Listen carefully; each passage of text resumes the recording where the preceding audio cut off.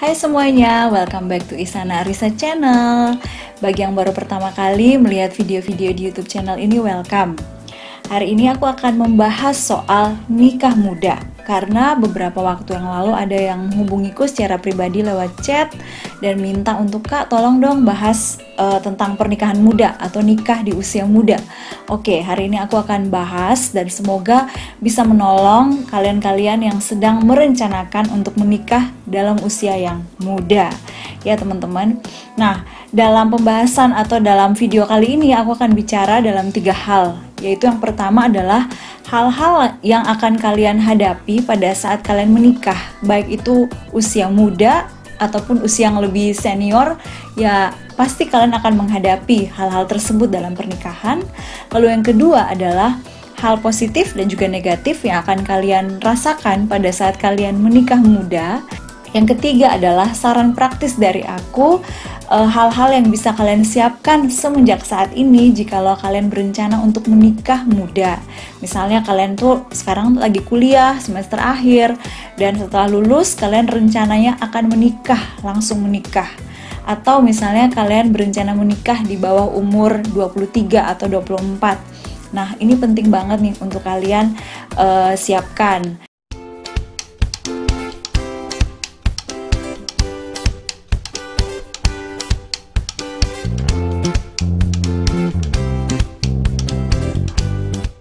Tujuan dari video ini bukan untuk aku setuju atau tidak setuju dengan menikah muda, karena ya setiap orang punya pilihan masing-masing.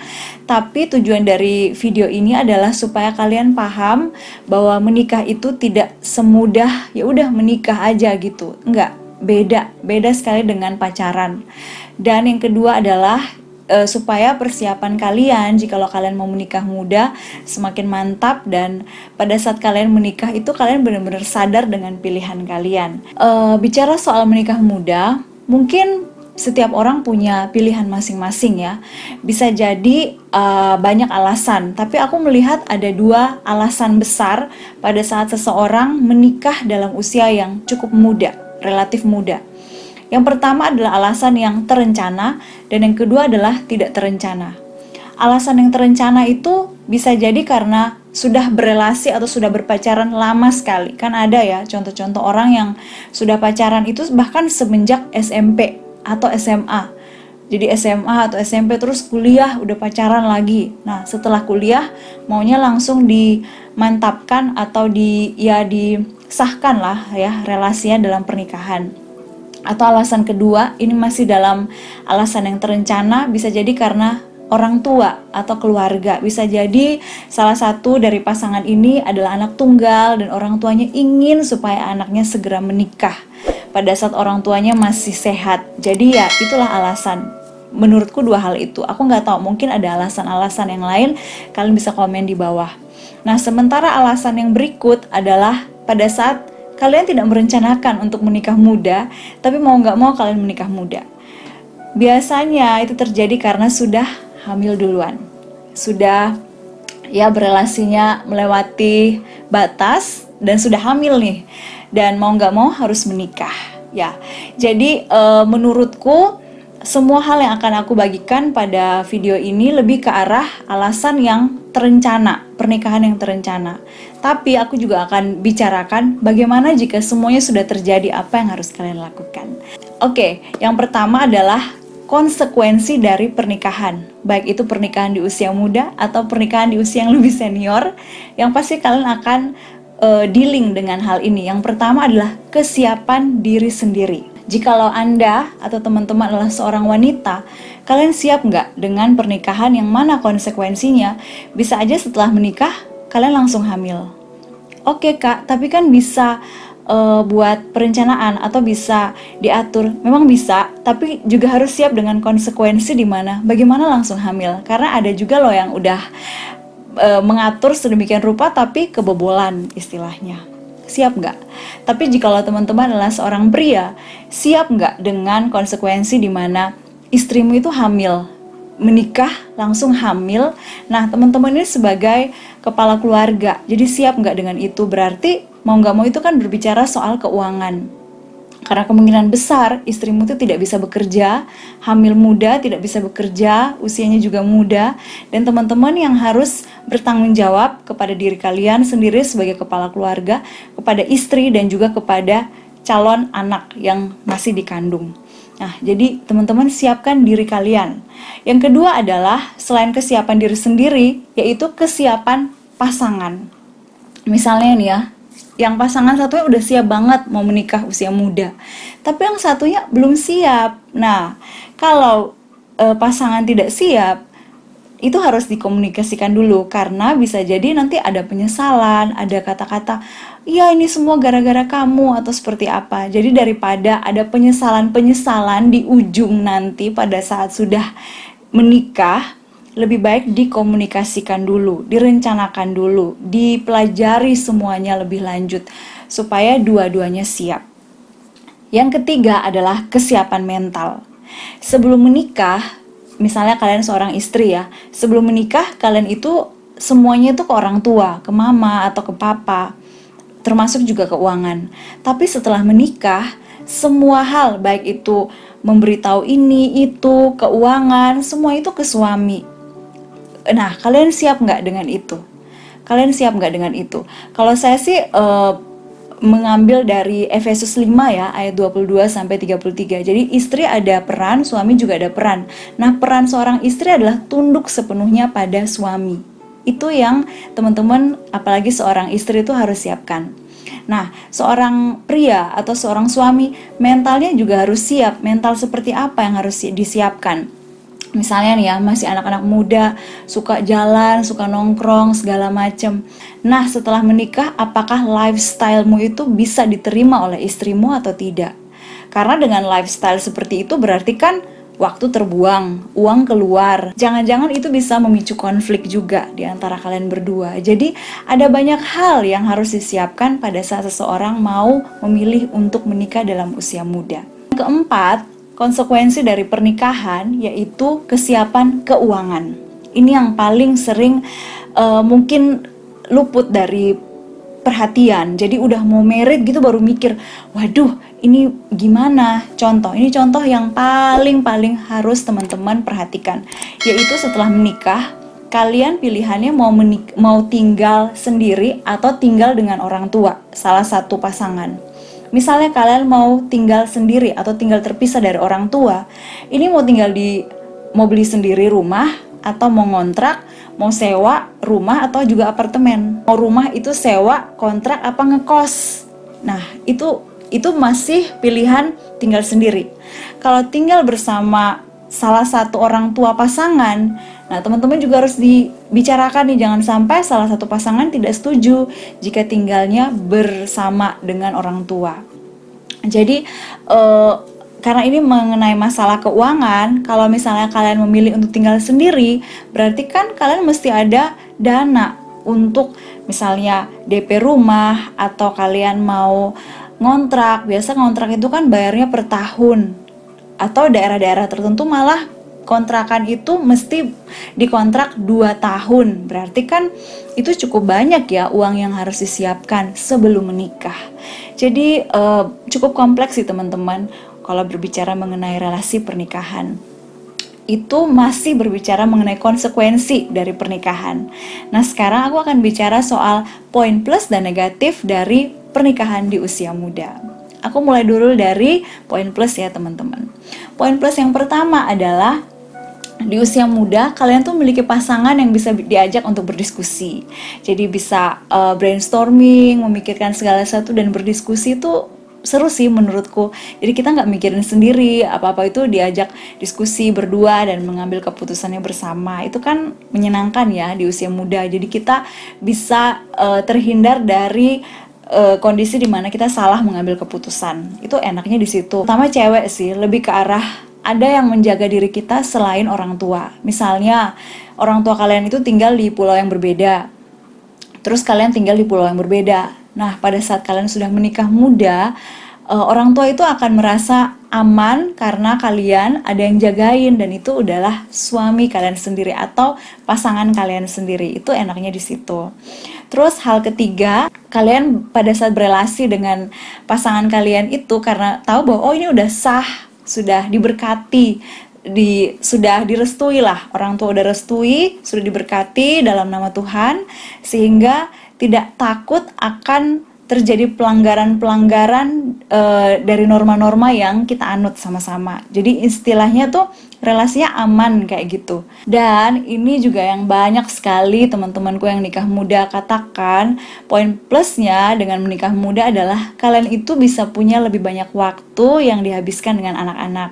Misalnya kalian tuh menikahnya 22, dan kalau misalnya kalian umurnya 30, berarti kurang lebih anak kalian tuh mungkin udah umur 7 tahun atau 6 tahun. Jadi kalian tuh punya semakin banyak waktu yang dihabiskan dengan anak-anak kalian. Tapi ada juga hal-hal yang mesti kalian waspadai pada saat kalian memilih untuk menikah muda. Yang pertama adalah emosi yang masih labil. Jadi misalnya ada pertengkaran, kalian tuh akan lebih emosional kayak gitulah, dan sangat bisa kalian itu memilih kata-kata yang terlalu menyakiti pasangan. Nah, itu yang harus kalian waspadai. Yang kedua adalah kalian belum sepenuhnya mengenal diri kalian. Kalian tuh belum sepenuhnya tahu passion kalian itu di bidang apa, atau mau kejar karir itu di bagian apa. Tapi ternyata udah menikah. Nah, sehingga proses pencarian jati diri itu terjadi setelah kalian menikah. Itu kan agak lebih susah ya. Jadi misalnya nih, kalian setelah menikah baru tahu bahwa oh ternyata saya ini harus pindah ke pulau lain. Nah, berarti pilihannya istri ikut atau istri tinggal, yang berarti LDR. Jadi konsekuensinya itu lebih banyak, belum lagi kalau sudah ada anak. Jadi teman-teman, aku harap dengan penjelasan ini kalian bisa lebih aware dengan keputusan kalian, umur berapa kalian akan menikah. Bagian yang terakhir yaitu saran-saran dari aku, apa yang harus kalian siapkan semenjak sekarang jikalau kalian mau menikah sekitar 2 atau 3 tahun lagi. Yang pertama adalah konseling pranikah.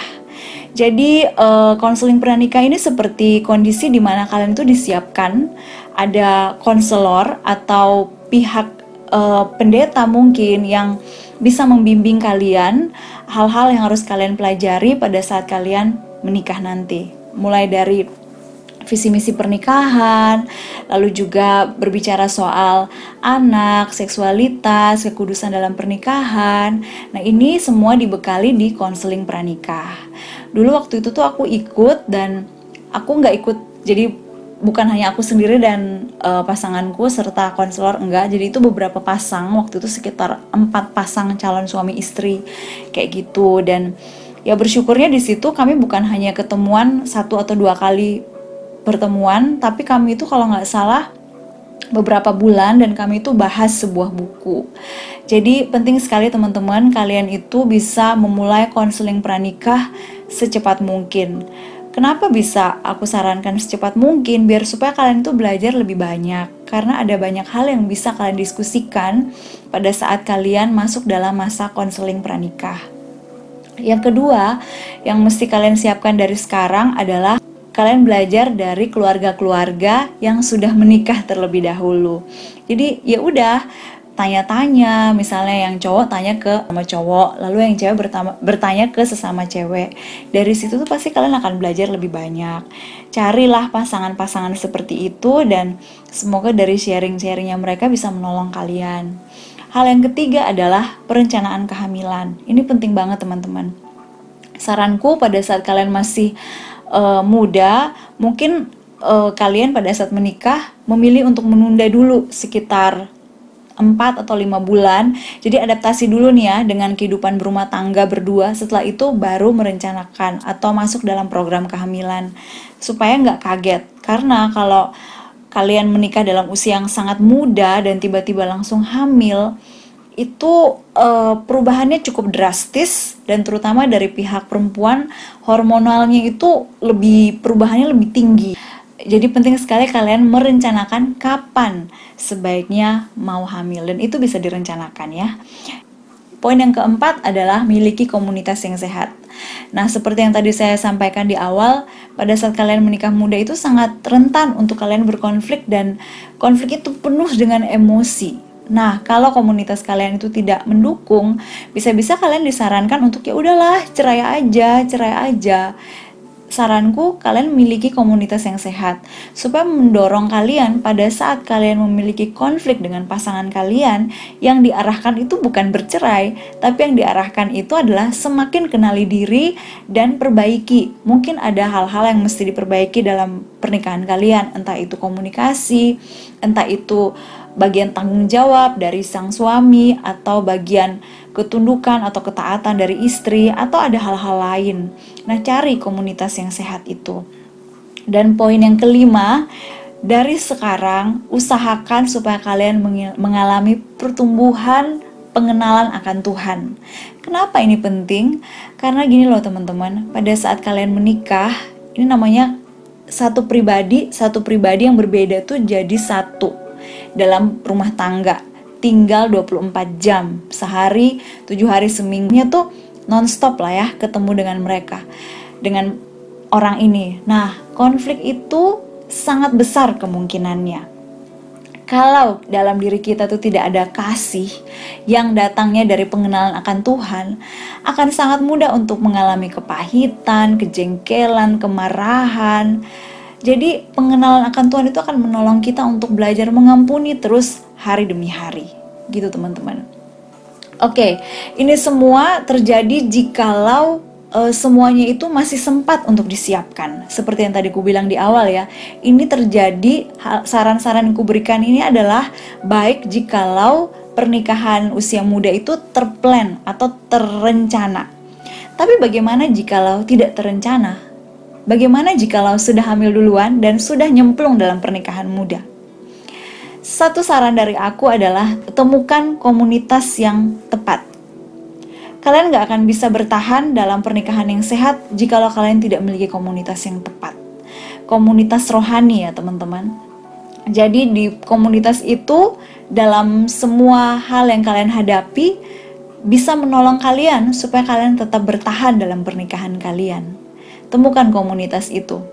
Dan ya bersyukurnya aku di tempatku ini ada komunitas seperti itu.